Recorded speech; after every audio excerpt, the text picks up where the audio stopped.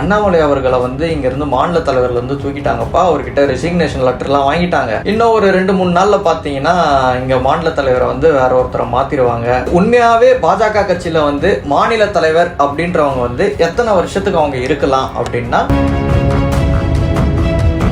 Annamalai versus L Murugan versus Tamilisai Soundararajan, இவங்க 3 பேர்ல தான் யாருக்காவது மாநில தலைவருக்கான அந்த ஒரு அந்தஸ்து கொடுப்பாங்க. அண்ணாமலை அவர்களுக்கும் அக்கா தமிழிசை சவுந்தரராஜன் அவர்களுக்கும் சமீப காலமாகவே ஒரு அரசியல்ல ஒரு வார் ஒன்று நடந்துட்டு இருக்கு.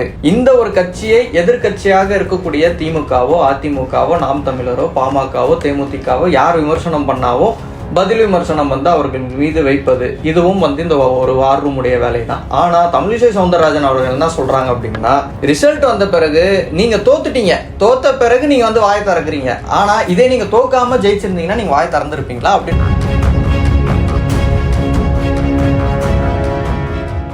அனைவருக்கும் வணக்கம். மத்திய அமைச்சர் ஆக போகிறாரா பாஜகவின் மாநில தலைவர் அண்ணாமலை அவர்கள்? இந்த ஒரு கேள்விதான் இன்னைக்கு காலையில இருந்து மிக வைரலாக போய்கொண்டிருக்கிறது. பார்க்கக்கூடிய நீங்கள் அவர் மத்திய அமைச்சரானா நல்லா இருக்குமா, இல்ல இங்க மாநில தலைவராகவே கண்டினியூ பண்ணா நல்லா இருக்குமா அப்படின்றத நீங்க கமெண்ட்ல சொல்லுங்க. சரி, இன்னைக்கு காலையில இருந்து மிகப்பெரிய ஒரு விவாத பொருள் என்ன அப்படின்னா, பிரதமர் மோடி அவர்கள் இன்று மீண்டும் பிரதமராக பதவி ஏற்கிறார். இது வந்து 3வது முறை. மோடி 3.0 அப்படின்னு சொல்றாங்க, 3.0 வெர்ஷன் அப்படின்னு சொல்றாங்க இந்த ஒரு விஷயத்த. இது வரைக்கும் வரலாற்றிலேயே வந்து 3 முறை பிரதமராக இருந்தவர் ஜவஹர்லால் நேரு அவர்கள். அதனைத் தொடர்ந்து இப்போ மோடி அவர்கள் தான் வந்து 3rd டேர்ம் பிரைம் மினிஸ்டரா வந்து இன்னைக்கு வந்து ஒரு பதவி ஏற்க போகிறார். இந்த அமைச்சரவையில் யார் யாரெல்லாம் இடம்பெற போகிறார்கள் அப்படின்ற மாதிரி ஒரு லிஸ்ட் ஒன்று வெளியே வந்தது. அது மட்டும் இல்லாம பாத்தீங்கன்னா, இன்று மோடி அவர்கள் வந்து ஒரு டீ பார்ட்டி ஒன்று கொடுக்கிறாரு, தேநீர் விருந்து. இந்த தேநீர் விருந்துல யார் யாரெல்லாம் அங்க வந்து கலந்துக்க போறாங்களோ அவங்க எல்லாருமே வந்து மத்திய அமைச்சரவையில் இருக்கிறார்கள் அப்படின்ற மாதிரியும் பல செய்திகள் வெளியில வந்தது. அதுல காலை முதலே பாத்தீங்கன்னா அண்ணாமலை அவர்களுடைய பெயர் அந்த ஒரு தேநீர் விருந்து அந்த ஒரு நிகழ்ச்சியில இருக்கு அப்படின்ற மாதிரி பலரும் சொல்லி இருந்தாங்க. உண்மையாவே அண்ணாமலை அவர்கள் மத்திய அமைச்சராக போகிறாரா அல்லது பாஜகவின் மாநில தலைவரா தமிழ்நாட்டிலே வந்து மீண்டும் கண்டினியூ ஆக போறாரா அப்படின்றதையும் நம்ம இந்த வீடியோல ஃபுல்லா பாத்துருவோம். நான் ஆரம்பத்திலேயே சொல்லி இருந்தேன், டெல்லியில வந்து இன்னைக்கு அந்த ஒரு தேநீர் விருந்து ஒண்ணு நடக்குது. காலையில இருந்து எல்லாரும் சொன்ன ஒரு விஷயம் என்ன அப்படின்னா, அண்ணாமலை அவர்களை வந்து இங்க இருந்து மாநில தலைவர்ல இருந்து தூக்கிட்டாங்கப்பா, அவர்கிட்ட ரெசிக்னேஷன் லெட்டர்லாம் வாங்கிட்டாங்க. இன்னும் ஒரு 2-3 நாள்ல பாத்தீங்கன்னா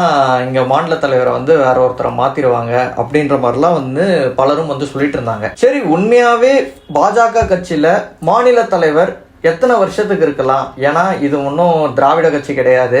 அப்பா வந்து முதல்வராக இருக்கிறதுக்கு, அப்பாவை தொடர்ந்து பையன் முதல்வராக வர்றதுக்கு, பையனை தொடர்ந்து அவருடைய பையன் வந்து இங்க சிஎம்மா வர்றதுக்கோ இது ஒன்றும் திராவிட கட்சியும் கிடையாது. அதே மாதிரி கட்சி பதவிகள் எடுத்துக்கோங்களா, அப்பா தலைவராக இருக்கிறாருன்னா அதுக்கடுத்து பையன் பேரன் அப்படின்னு வர மாதிரி இது ஒன்றும் திராவிட கட்சி கிடையாது. பாஜக என்பது ஒரு தேசிய கட்சி. தேசிய கட்சியில வந்து யாருக்கும் எந்த ஒரு பதவியும் நிரந்தரம் கிடையாது. இப்போ 3 வருஷத்துக்கு ஒருத்தங்க இருப்பாங்க, அதுக்கடுத்து இன்னொன்று ஒரு மாநில தலைவர் வருவாங்க, அதுக்கடுத்து இன்னொன்று ஒரு மாநில தலைவர். உதாரணத்துக்கு நம்ம தமிழ்நாட்டிலே எடுத்துக்கோங்களேன், அண்ணன் பொன் ராதாகிருஷ்ணன் இருந்தார், அக்கா தமிழிசை சவுந்தரராஜன் இருந்தாங்க, அண்ணன் எல் முருகன் அவர்கள் இருந்தார், இப்போ அண்ணாமலை அவர்கள் இருக்கிறாரு இந்த ஒரு மாநில தலைவர் பதவியில். அப்படி இருக்கும்போது உண்மையாவே பாஜக கட்சியில வந்து மாநில தலைவர் அப்படின்றவங்க வந்து எத்தனை வருஷத்துக்கு அவங்க இருக்கலாம் அப்படின்னா, அவங்களுடைய ஒரு ரூல் புக் ஒன்று இருக்கு. அதுல அவங்க என்ன சொல்லி இருக்கிறாங்கன்னா, ஒரு டேர்ம் அப்படின்னு சொல்றாங்க. ஒரு டேர்ம் அப்படின்னா 3 வருஷம் அதுக்கான பொருள். இந்த மாதிரி ஒரு மாநில தலைவர் 2 டேர்ம் வரைக்கும் எக்ஸ்டெண்ட் பண்ணி அவங்க பதவியில இருக்கலாம்.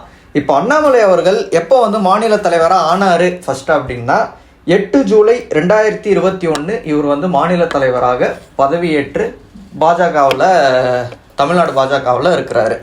அப்போது இவருடைய ஃபர்ஸ்ட் டேர்மே இன்னும் முடியல. ஃபர்ஸ்ட் டேர்ம் இவருக்கு எப்போ முடியுதுன்னா 8 ஜூலைனா அடுத்த மாதம் தான் முடியுது இவருடைய ஃபர்ஸ்ட் டேர்மு. அடுத்த மாதம் 8 ஜூலை வரும்போது தான் வந்து இவரை திரும்பவும் மாநில தலைவராக மாற்றலாமா அல்லது இங்கே கண்டினியூ பண்ணட்டுமா இன்னொரு டேர்முக்கு அப்படின்னு சொல்லிட்டு பாஜக தலைமை முடிவு பண்ணும் அப்படின்ற மாதிரி பலரும் வந்து சொன்னாங்க. நம்ம விசாரித்த வரைக்குமே வந்து அதுதான் வந்து சொல்கிறாங்க. ஏன்னா இன்னைக்கு வந்து அவர் மத்திய அமைச்சரவையில் அவருடைய பெயர் இல்லை அப்படின்னா அப்போ கண்டிப்பாக வந்து இங்கே தான் அவர் கண்டினியூ பண்ணி ஆகணும்.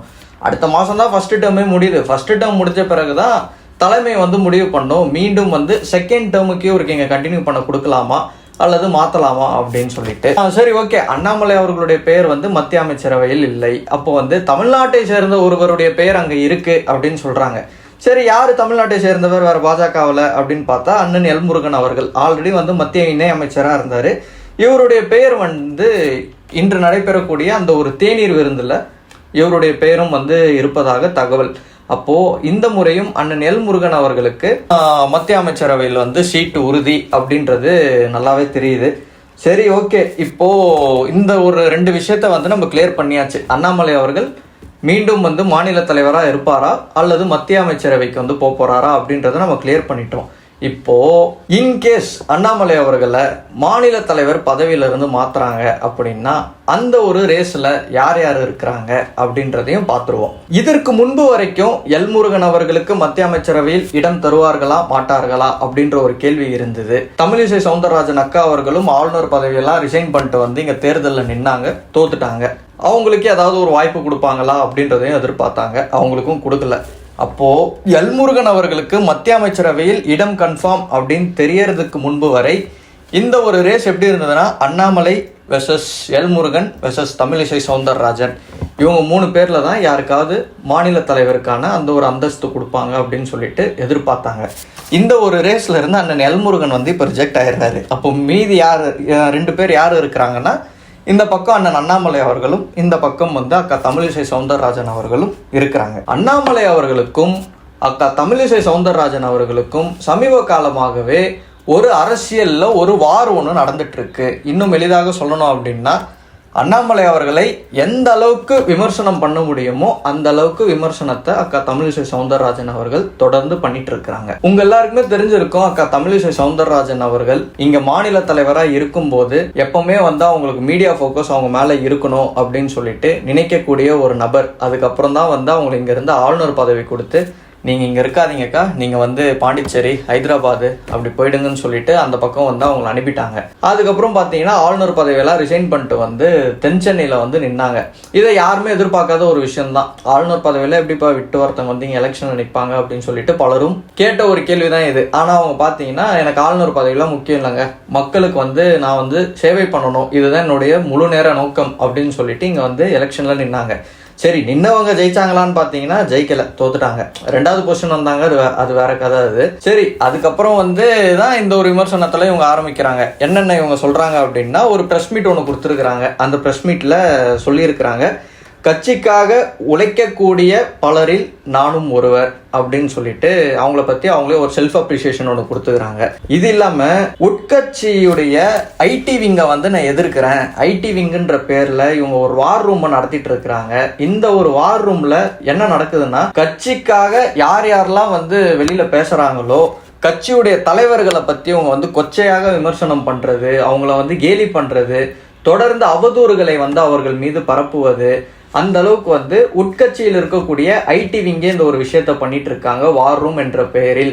இதை நான் வன்மையாக கண்டிக்கிறேன் அப்படின்ற மாதிரி ஒரு விஷயத்த சொல்லி இருக்கிறாங்க. இது மட்டும் இல்லாம இதுக்கப்புறம் இது போன்ற நடவடிக்கைகள் கட்சியில் இருக்கக்கூடிய இந்த show and show war room என்கிற ஐடி விங் கேங் பண்ணுச்சு அப்படின்னா அவர்கள் மீது ஒழுங்கு நடவடிக்கை எடுக்கப்படும் முன்னாள் மாநில தலைவர் என்ற முறையில் அப்படின்னு சொல்லிட்டு அக்கா தமிழிசை சவுந்தரராஜன் அவர்கள் ஒரு விஷயத்த சொல்றாங்க. உண்மையாகவே பாஜக என்ற ஒரு கட்சிக்கு வார் ரூம் இருக்கா, ஐடி விங் இருக்கா அப்படின்னு கேட்டீங்கன்னா இதற்கு அண்ணாமலை அவர்களே சொல்லியிருப்பாரு. கண்டிப்பா ஒரு கட்சின்னு ஒன்று இருக்கு அப்படின்னா அதற்கு ஐடி விங் அவசியம், வார் ரூம் என்பதும் அவசியம். அந்த ஒரு கட்சி ஒரு நல்ல விஷயத்த பண்ணும் போது அதை வந்து பலருக்கும் எடுத்துட்டு போயிட்டு ப்ரொமோட் பண்ணணும், பலருக்கும் எடுத்துட்டு போய் சேர்க்கணும். இதுதான் வந்து இந்த ஒரு வார் ரூம் உடைய வேலையும் இந்த ஒரு ஐடி விங் உடைய வேலையும். இது மட்டும் இல்லாம இந்த ஒரு கட்சியை எதிர்கட்சியாக இருக்கக்கூடிய திமுகவோ அதிமுகவோ நாம் தமிழரோ பாமகவோ தேமுதிகவோ யார் விமர்சனம் பண்ணாவோ பதில் விமர்சனம் வந்து அவர்கள் மீது வைப்பது, இதுவும் வந்து இந்த ஒரு வார் ரூம் உடைய வேலை தான். ஆனா தமிழிசை சவுந்தரராஜன் அவர்கள் என்ன சொல்றாங்க அப்படின்னா இதற்கப்புறம் கட்சியில் இருக்கக்கூடிய தலைவர்கள் யாராவது ஒரு பிரஸ் மீட்டோ ஒரு இன்டர்வியூ ஒன்று கொடுக்குறாங்க அப்படின்னா அதை வச்சு அவங்களை நீங்க கிண்டல் பண்ணுவது, அவர்கள் மீது நீங்க அவதூறு பரப்புவது, வன்மத்தை கக்குவது, இது போன்ற செயல்களை வந்து நீங்கள் நிறுத்தி கொள்ள வேண்டும். இது எல்லாமே வந்து ஒரு நாகரிக அரசியல் கிடையாது அப்படின்ற மாதிரி அக்கா தமிழிசை சவுந்தரராஜன் அவர்கள் சொல்லியிருக்கிறாங்க. சரி, இப்படியே அக்கா பேசிட்டு நேத்து தி ஹிந்துல ஒரு இன்டர்வியூ ஒன்று கொடுத்துருக்குறாங்க. அதுல அக்கா அவர்கள் என்ன சொல்றாங்க அப்படின்னா, ஏங்க நானும் வந்து பாஜக கட்சியில வந்து மாநில தலைவராக இருந்தேன். நான் இருந்த வரைக்கும் எனக்குன்னு ஒரு சில கோட்பாடுகளை வந்து நான் வச்சுக்கிட்டேன். கட்சியில வந்து இப்படிதான் இருக்கணும், இந்த மாதிரி ஆட்களுக்கு தான் வந்து பதவி கொடுக்கணும், குறிப்பிட்ட சமூகத்தை தான் வந்து ஏதோ ஒரு ஃப்ளோவில் வந்துருச்சு. எப்பவுமே வழக்கம் போல் வந்து ஒரு குறிப்பிட்ட சமூகத்தை வரைக்கும் தான் வந்து அவங்க வளர்த்துட்டு இருந்தாங்க. அண்ணாமலை அவர்கள் வந்த பிறகு தான் வந்து எல்லாருக்கும் வந்து அந்த கட்சியில் வந்து சரிசமமாக வந்து ஒரு வாய்ப்பு ஒன்று கொடுக்கப்பட்டது. அதை தான் நான் ஒரு ஃப்ளோவில் சொல்லிட்டேன். குறிப்பிட்ட சமூகத்துக்கு மட்டும்தான் அவங்க முக்கியத்துவம் கொடுத்தாங்க அப்படின்றது. இது போன்றெல்லாம் வந்து நான் பல விஷயங்களை வந்து எனக்குன்னு நான் வந்து ஒரு கோட்பாடை நான் வந்து வழிவகை பண்ணிக்கிட்டேன். ஆனால் அதுக்கடுத்து அந்த மாநில தலைவர்களை பற்றி கூட அவங்க பேசலை. இப்போ தமிழிசை சவுந்தரராஜன் அக்காக்கு அப்புறம் வந்தது பார்த்தீங்கன்னா அண்ணன் நெல்முருகன் அவர்கள் வந்தார். அவரை பற்றி கூட இவங்க எங்கேயுமே வந்து சொல்லலை. ஆனால் அண்ணாமலை அவர்களை வந்து டார்கெட் பண்ணுறாங்க. டார்கெட் பண்ணி என்ன சொல்கிறாங்கன்னா, அண்ணாமலை அவர்கள் கட்சிக்கு வந்த பிறகு ரவுடி எலமெண்ட்ஸ், அதாவது சமூக விரோதிகள், இவங்க எல்லாருமே வந்து மிக அதிகமாயிட்டாங்க எங்கள் கட்சிக்குள்ளே. வரவங்களுக்கெல்லாம் வந்து பதவி கொடுத்துட்டாரு. உழைக்கக்கூடியவர்களுக்கு பாஜக கட்சியில் வந்து அங்கீகாரம் கிடைக்கவில்லை. ரவுடி எலமெண்ட்ஸ் யாரெல்லாம் இருக்கிறாங்களோ அவங்க எல்லாருக்குமே பதவி கொடுத்து இவர் வந்து ஊக்கப்படுத்தி இருக்கிறாரு. இதை வந்து ஒரு முன்னாள் மாநில தலைவராக நான் வந்து இதை வன்மையாக கண்டிக்கிறேன். அது மட்டும் இல்லாமல் அண்ணாமலை அவர்களும் மிகப்பெரிய ஒரு நல்ல ஒரு உழைப்பாளி தான். நான் வந்து அதை இல்லைன்னுலாம் சொல்லலை. ஆனால் என்னுடைய ஸ்டைல் வேற, அவருடைய ஸ்டைல் வேற. மீண்டும் எனக்கு ஏதாவது ஒரு வாய்ப்போ ஏதோ ஒரு சில விஷயங்கள் வந்து இங்கே மாநில தலைவராக ஆகுவதற்கு எனக்கு ஒரு சான்ஸ் கிடைக்குது அப்படின்னா இது போன்ற நபர்களெல்லாம் நான் கட்சியில் வச்சுட்டு இருக்க மாட்டேன் அப்படின்றத மிக தெளிவாக இந்த ஒரு இன்டர்வியூவில் சொல்கிறாங்க. சரி, இப்போ பலருக்கும் இருக்கக்கூடிய ஒரு கேள்வி இதில் என்ன வருது அப்படின்னா, பாஜக என்பது ஒரு மிகப்பெரிய ஒரு கட்சி, அதில் எந்த ஒரு மாற்று கருத்தும் கிடையாது. உங்கள் கட்சிக்கென்று ஒரு செல்வாக்கு இருக்கிறது. இத்தனை நாளாக இந்தியா ஃபுல்லாக இருந்தது. இப்போ வந்து தமிழ்நாட்டு பக்கமும் உங்களுக்கான ஒரு செல்வாக்கு ஒன்று வந்துருச்சு. அப்படி இருக்கும்போது உங்களுக்குள்ளே இருக்கிற ஒரு பிரச்சனையை நீங்கள் எதுக்கு பொதுவெளியில் எடுத்துகிட்டு வந்து பேசுகிறீங்க? இதை வந்து அண்ணாமலை அவர்களும் நீங்களும் வந்து உட்காந்து பேசினா இதற்கான ஒரு சமூகமான ஒரு முடிவு ஒன்று கிடைச்சிரும். இன்னைக்கு அக்கா தமிழிசை சவுந்தரராஜன் அவர்கள் மாநில தலைவர் அண்ணாமலை அவர்கள் மீது விமர்சனம் வைக்கிறீங்க. இதை வந்து நல்லது தான். ஒருத்தங்க மீது வந்து விமர்சனம் வைக்கிறது அப்படின்றதெல்லாம் வந்து தப்பு அப்படின்றதெல்லாம் நான் சொல்ல மாட்டேன். ஆனால் இந்த ஒரு விமர்சனத்தை உங்கள் ஆளுநர் பதவியை நீங்கள் ரிசைன் பண்ணிவிட்டு இங்கே வந்து எலெக்ஷன் நின்னீங்கல்ல, அந்த டைமில் நீங்கள் வச்சுருந்தீங்கன்னா ஓகே சூப்பர்க்கா அப்படின்னு சொல்லிட்டு எல்லாருமே வந்து பாராட்டியிருப்பாங்க. அப்படி இல்லை அப்படின்னா தேர்தல் வந்து உங்களுக்கு முடிஞ்சதில்ல, அதுக்கப்புறம் வந்து நீங்கள் பேசியிருக்கலாம். அப்போவும் வந்து நீங்கள் பேசலை. அண்ணாமலை அவர்கள் வந்து ரவுடி எலமெண்ட்ஸுக்கு முக்கியத்துவம் கொடுக்குறாரு, ரவுடிங்களை வந்து என்கரேஜ் பண்ணுறாரு அப்படின்னு சொல்லிட்டு நீங்கள் அப்போ சொல்லியிருக்கலாம். நீங்கள் அப்போவும் ஒன்றும் வாய் திறக்கல, எதுவும் பேசலை.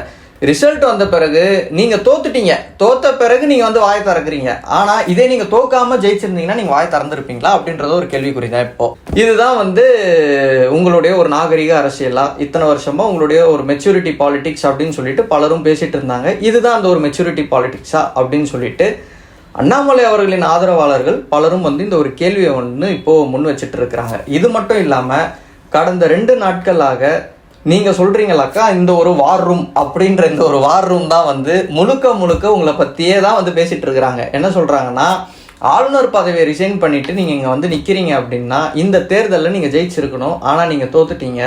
அப்போ இதுலேருந்து என்ன தெரியுது அப்படின்னா மக்கள் மத்தியில் உங்களுக்கான செல்வாக்கு இல்லை, உங்களுக்கான அங்கீகாரம் இன்னும் கிடைக்கல அப்படின்றத தான் மக்கள் உங்களுக்கு மிக தெளிவாக ஒரு ரிசல்ட் ஒன்று கொடுத்துருக்குறாங்க அப்படின்னு சொல்லிட்டு அண்ணாமலை அவர்களின் ஆதரவாளர்கள் பலரும் வந்து இந்த ஒரு விஷயத்த முன் வச்சுட்டு இருக்கிறாங்க. சரி, உண்மையாகவே நம்ம இப்போ கம்பேர் பண்ணி பார்ப்போம். அக்கா தமிழிசை சவுந்தரராஜன் அவர்கள் இருக்கும்போது எவ்வளோ வாக்குகள் பாஜக என்ற ஒரு கட்சி வாங்குச்சு, அண்ணாமலை அவர்கள் வந்த பிறகு எவ்வளோ வாக்குகள் பாஜக என்ற ஒரு கட்சி வாங்குச்சு அப்படின்றதையும் நம்ம கம்பேர் பண்ணி பார்த்துருவோம். அக்கா தமிழிசை சவுந்தரராஜன் அவர்கள் இருக்கும் போதே பார்த்தீங்கன்னா பாஜக என்ற ஒரு கட்சி நோட்டாவுக்கு கீழே தான் வந்து அவங்க இருந்தாங்க. அதன் பிறகு 2019 தேர்தலில் இவங்க எவ்வளோ வாக்குகள் வாங்குறாங்கன்னா வெறும் 3.58% வாக்குகள் தான் 2019 வாங்குறாங்க. 2021 அண்ணாமலை அவர்கள் ஜூலை மாதம் மாநில தலைவராக பதவியேற்கிறார்.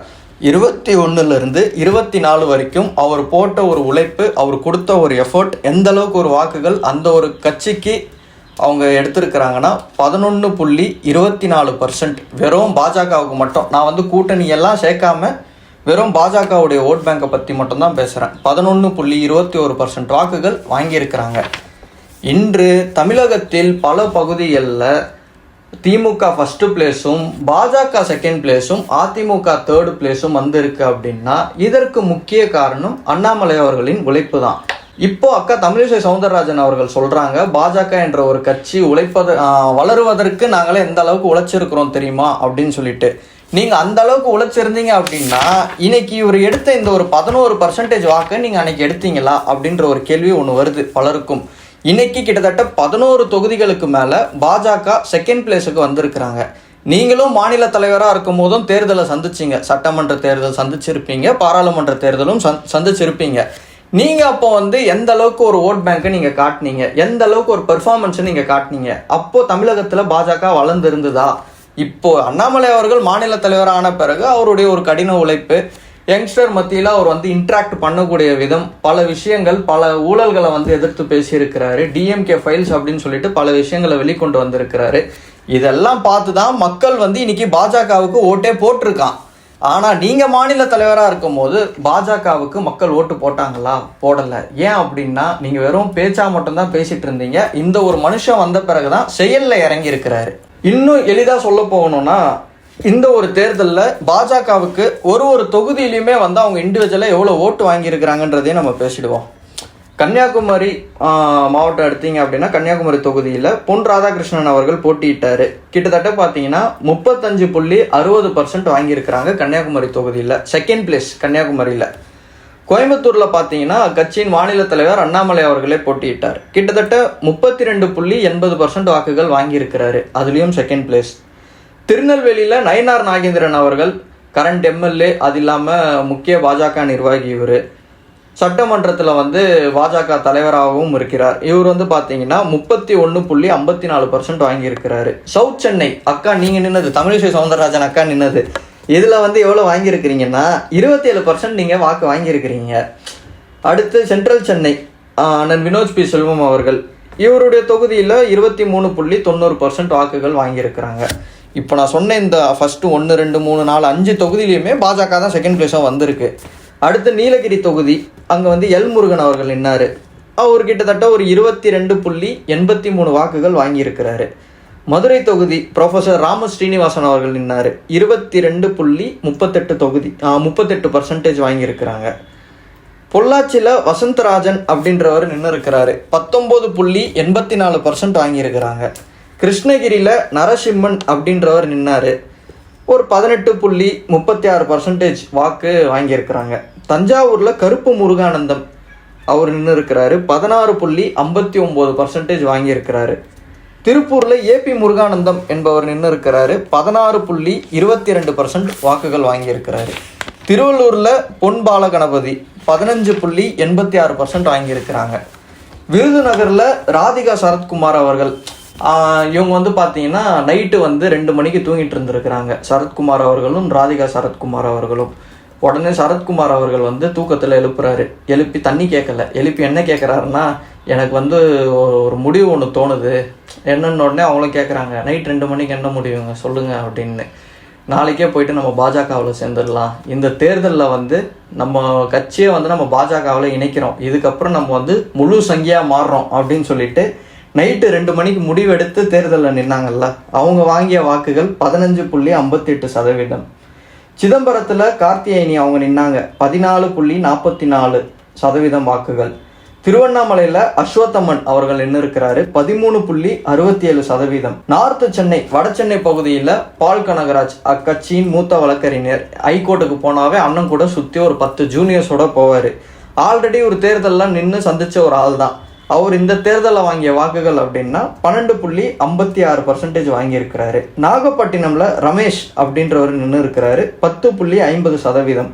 நாமக்கல்ல கேபி ராமலிங்கம் அவர்கள் 9.12% வாக்குகள். இத்தனைக்கும் இவரெல்லாம் ஏடிஎம்கேல இருந்து இங்கே சேர்ந்தவர், கிட்டத்தட்ட ஆல்ரெடி எம்எல்ஏ, பல பதவிகளை பார்த்தவர். அவர் வாங்கிய வாக்குகள் 9.12%. கரூரில் செந்தில்நாதன் அவர்கள் நின்னார், அவர் வாங்கிய வாக்குகள் அப்படின்னா 9.5% வாக்குகள். இப்போது எதுக்காக இவ்வளோ விஷயத்த நம்ம பேசியிருக்கோம் அப்படின்னா, கிட்டத்தட்ட அண்ணாமலை அவர்கள் தமிழக அரசியலில், அதுவும் குறிப்பாக அவர் என்னைக்கு மாநில தலைவர் ஆனாரோ அணையிலிருந்து இது வரைக்குமே பல விஷயங்களை வெளிக்கொண்டு வந்திருக்கிறாரு. இன்னும் சொல்லப்போனால் திமுகவில் இருக்கக்கூடிய முக்கிய அமைச்சர்கள் பலர்கிட்ட மைக் எடுத்துகிட்டு போய் நீட்டி, நீங்கள் அண்ணாமலையை பற்றி நீங்கள் என்னங்க நினைக்கிறீங்க அப்படின்னு கேட்டால் அவங்க என்ன பண்ணுவாங்கன்னா, இக்னோர் பண்ணிட்டு ஏங்க இல்லைங்க நான் எதுவும் பேசலாங்க, நான் எதுவும் பேச விரும்பலங்க அப்படின்னு சொல்லிட்டு வண்டியில் ஏறிடுவாங்க. அந்த அளவுக்கு ஒரு அரசியலை ஒன்று பண்ணியிருக்கிறாரு. மிகப்பெரிய ஒரு விஷயம். என் மண் என் மக்கள் யாத்திரை அப்படின்னு சொல்லிட்டு தமிழகத்தில் இருக்கக்கூடிய எல்லா பகுதிகளிலும் நடந்தே போயிட்டு அவர் வாக்கு சேகரிப்பில் ஈடுபட்டிருக்கிறாரு. கட்சியினுடைய பல விஷயங்களை அவர் அங்கே பிரச்சாரமாக அவர் பண்ணியிருக்கிறாரு. ரெண்டாவது டிஎம்கே ஃபைல்ஸ் அப்படின்னு சொல்லிட்டு ஒரு விஷயத்தை வெளியிட்டாரு. அதுக்கப்புறம் பிடிஆர் அவர்களின் ஆடியோ 30,000 கோடி தமிழகத்தில் திமுக குடும்பம் சம்பாதிச்சிருக்கு அப்படின்னு சொல்ற ஒரு விஷயத்தையும் அவர் வெளியிட்டிருக்கிறாரு. இது போன்ற பல விஷயங்கள்ல அண்ணாமலை அவர்கள் வெளிக்கொண்டு வந்திருக்கிறாரு. இப்போ இங்க இருக்கக்கூடிய ஒரு கேள்வியே என்ன அப்படின்னா, தமிழிசை சவுந்தரராஜன் அவர்கள் மாநில தலைவராக இருக்கும் போது இது போன்ற என்ன விஷயத்த நீங்க பண்ணீங்க? ஏதாவது ஒரு டிஎம்கே ஃபைல்ஸ் அப்படின்னு சொல்லிட்டு நீங்க வெளியிட்டீங்களா? கிடையாது. தமிழ்நாட்டில் நடக்கக்கூடிய ஊழல்களை பத்தி நீங்க ஏதாவது பேசுனீங்களா? கிடையாது. சரி, ஓகே. பிடிஆர் அவர்களின் ஆடியோ மாதிரி அப்போ ஏதாவது ஒரு ஆடியோ ஒன்று நீங்கள் வெளியிட்டீங்களா? இல்லை என்ன பண்ணீங்க? ஒன்றும் பண்ணல. நீங்கள் பண்ணதில் என்ன அப்படின்னா, உங்களை சுற்றி இருப்பவர்களுக்கு நல்ல பதவிகளை கொடுத்து நல்லா அவங்களை சம்பாதிக்க வச்சிங்க அப்படின்ற மாதிரி நான் சொல்லலை. உங்கள் கட்சி ஆதரவாளர்களே பலர் இந்த ஒரு விஷயத்த சொல்லிட்டு இருக்கிறாங்க. வரக்கூடிய நாட்களில் தெரிய வரும். மீண்டும் தமிழக பாஜகவில் அண்ணாமலை அவர்களே இந்த ஒரு மாநில தலைவர் பொறுப்பில் மீண்டும் தொடர்கிறாரா, அல்லது இந்த ஒரு பதவி தமிழிசை சவுந்தரராஜன் அவர்களுக்கு கொடுக்க போறாங்களா, அல்லது அக்கா வானதி ஸ்ரீனிவாசன் அவர்களும் இந்த ஒரு ரேஸ்ல இருப்பதாக ஒரு தகவல் வருது, அவங்களுக்கு கொடுக்க போறாங்களா அப்படின்றதெல்லாம் வரும் நாட்களில் தெரிய வரும். அடுத்தடுத்து என்ன அரசியல் நடக்குது அப்படின்றத பார்ப்போம். நன்றி, வணக்கம்.